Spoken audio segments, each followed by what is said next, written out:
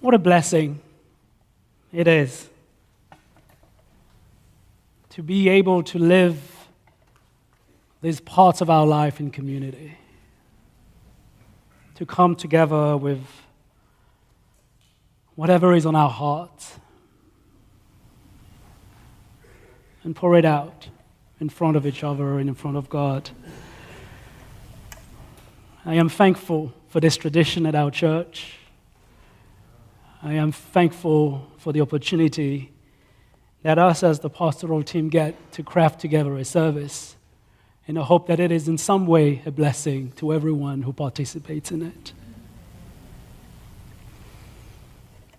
This will not come as a surprise to you.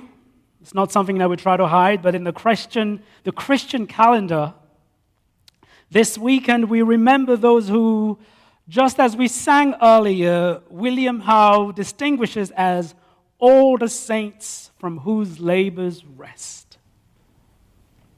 That's a way to say that the Christian world today, this weekend, celebrates all saints, all souls.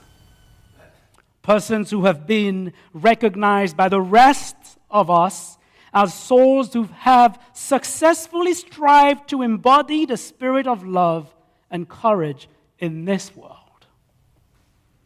Now, in some traditions, there is a formal process by which certain persons are designated as saints.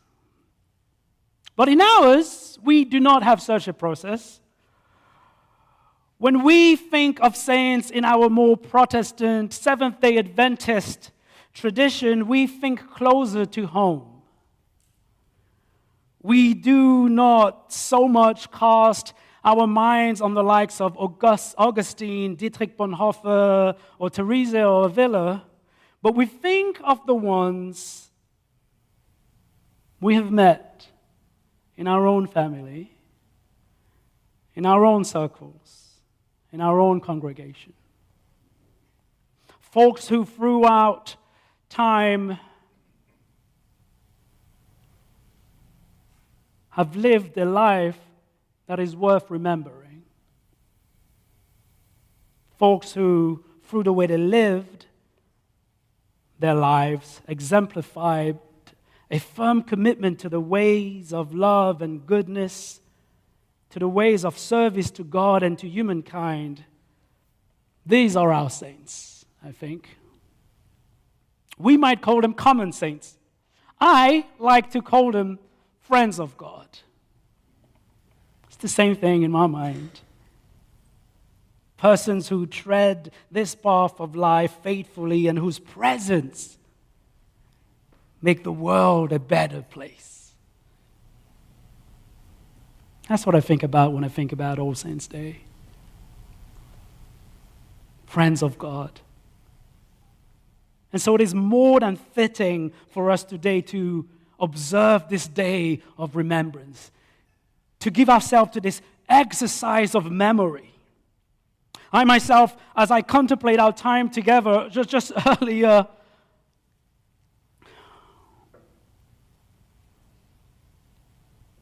just like you, I am visited with memories of friends and family and even strangers no longer living who have shaped my life journey.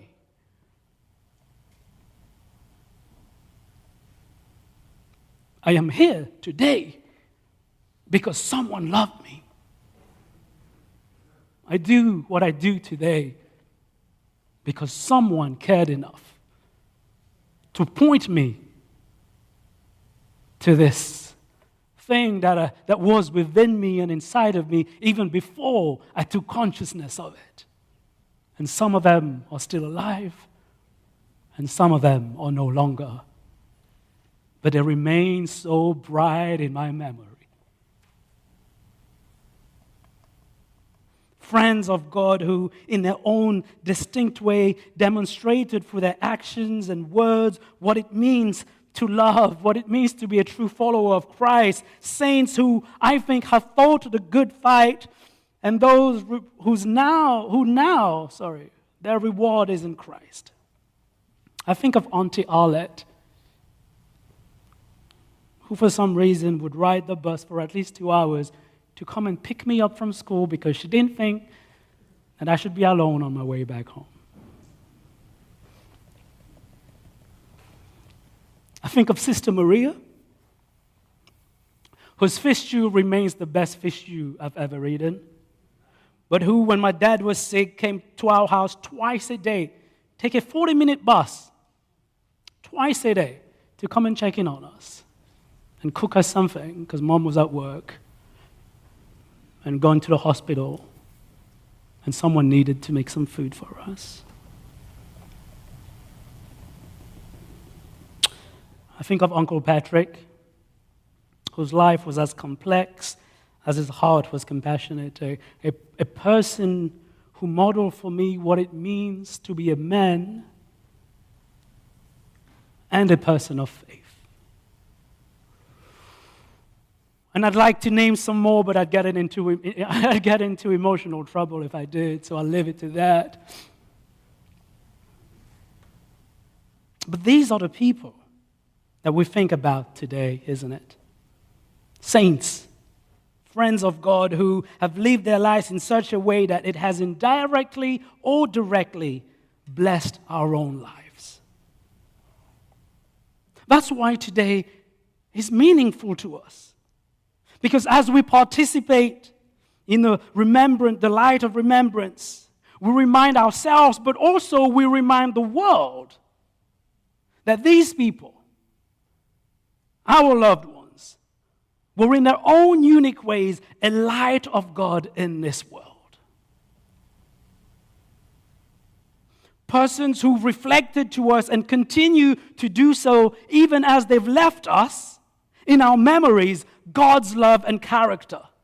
We want the world to know that, we cherish these people, but you know who else does? God does. These were friends of God. They weren't perfect, but they were saints.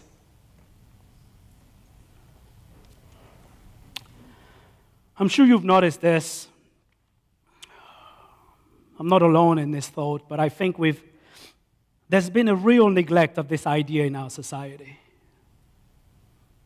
The saintliness, making up words here, the saintliness of human beings, the God-friendness of people.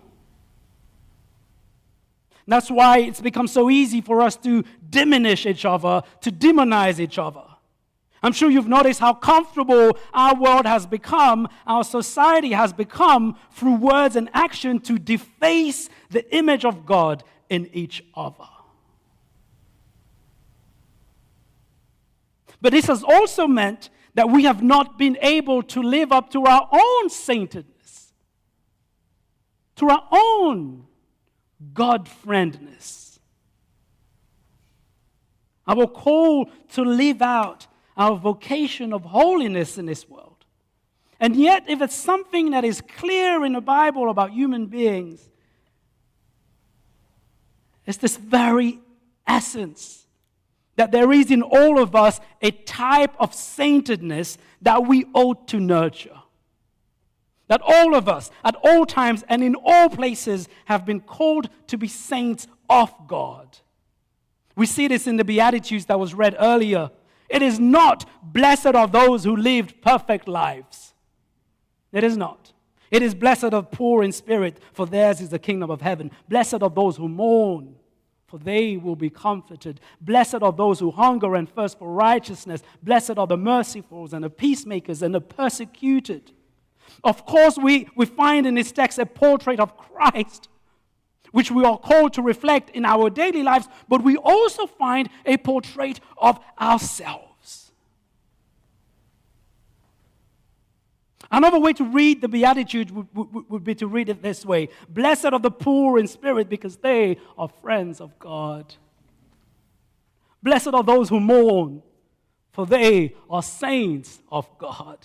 Blessed are the meek, those who hunger and thirst for righteousness. Blessed are the peacemakers, the persecuted, for they are saints and friends of God. Blessed are you, even when people deface you of your divine image, for you are a friend of God, destined for sainthood. This is what we're here today. That's part of what we're doing. This beautiful idea that regardless of our state, regardless of circumstance, regardless of what the world may say about us and those who have left us, whatever we may say of ourselves, we are all saints, friends of God, set apart for a sacred life. And so through remembrance today, through the gift of memory, we are reclaiming the saintedness of humanity. We're reclaiming the saintedness of those who have left us. We're reclaiming our own saintedness, and we're reclaiming the saintedness of all of God's children. But there's another blessing. Even as we set time to remember our loved ones, as friends of God, we also get to reflect on our own saintedness. Even though they're no longer with us, it seems that the saints we remember today are still nurturing our sense of holiness. In our memory, they are still shaping us, calling us to be holier in our actions, holier in our words. For as we recall the way we have been inspired by them and honor their holy lives, our remembrance becomes a call to living similar lives. So that one day, when we're no longer here, someone else might say, hey, remember this saint. Remember this holy person. For they shaped the person that I am today. They showed me love. They showed me what it's like to be a true child of God. Steve Holmes puts it this way. It's in your bulletin. To be a saint is to be sanctified. Is to be set apart for a sacred purpose. He says that would be you. Every breath of your life is for a sacred purpose, to shed light, to radiate God's love. You don't have to be influential or pious or virtuous or pure. You just have to be yourself. The you of you is what God has made holy. You are God's beloved. In Uriel's word, you are God's friend. All you have to do is act like it. Everything you do today is an opportunity to embody God's love, not by your effort or your skill, but by the love you embody. The light of God is in you. Steve says, be transparent to it.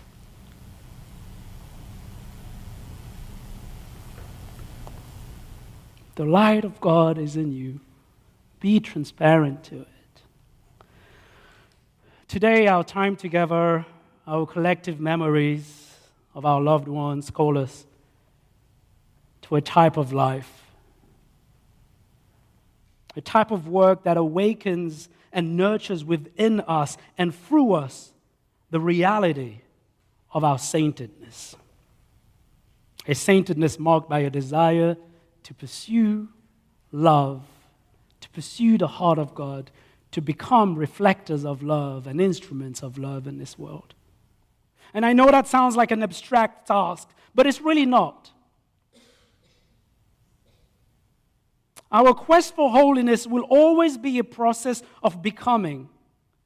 And most of the time, it's not going to be extraordinary. It is not going to be monumental. In fact, the saints will tell us that to become holy is a habit.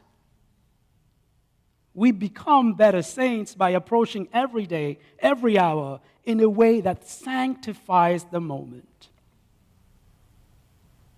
And you can do this with a word, with an action that makes God, the invisible, visible to others.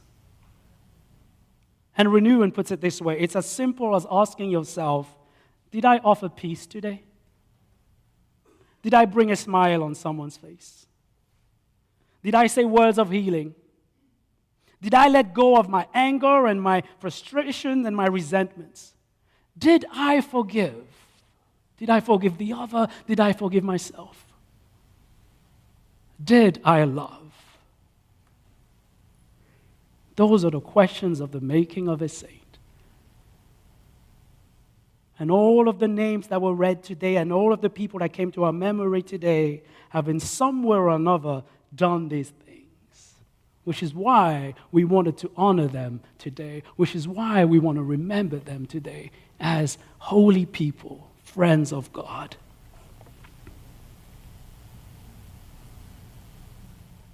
In a final analysis, I think you'd agree with me that it is God who makes us holy. It is God's love that calls to us. And God's love calls all of us at all times, in all places, to follow, to serve, to embody, to manifest, to surrender. And all of the saints before us have said yes to this. And today, their memory calls us to do the same. Say yes to the ways of love. Can I read you a blessing before we end?